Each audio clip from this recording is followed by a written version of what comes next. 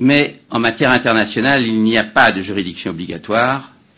Et quand je dis d'avoir trouvé des juges, encore faut-il trouver des juges qui, dans leur conception, même quand ce sont des gens intellectuellement parfaitement honnêtes et encore plus compétents, encore faut-il en trouver qui, dans leur conception de philosophie juridique, aient l'imagination de pouvoir dire au pouvoir exécutif ce qu'il doit faire, ce qui n'est en général pas le cas, en tout cas en Europe, des juges continentaux.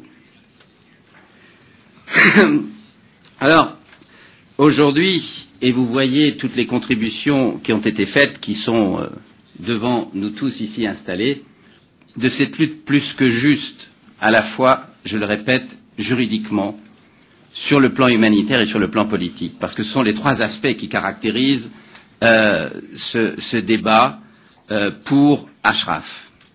D'abord, sur le plan humanitaire, parce que nous savons depuis longtemps qu'aujourd'hui, ce que vivent les personnes qui sont à Ashraf est un cauchemar. Ça n'est pas d'aujourd'hui, ça fait longtemps que ça a commencé par des exactions, des tortures insupportables.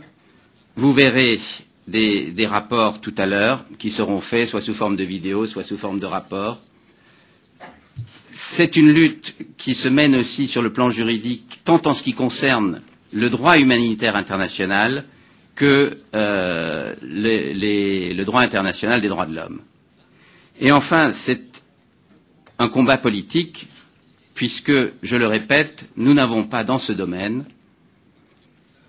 de juge imposé, parce qu'il n'y a pas de cour de justice qui peut connaître de cette affaire-là, donc pas de juge. Il est donc nécessaire, comme dans toute la matière internationale, d'avoir un combat également politique pour imposer justement que ce désastre humanitaire cesse et que le droit international soit appliqué.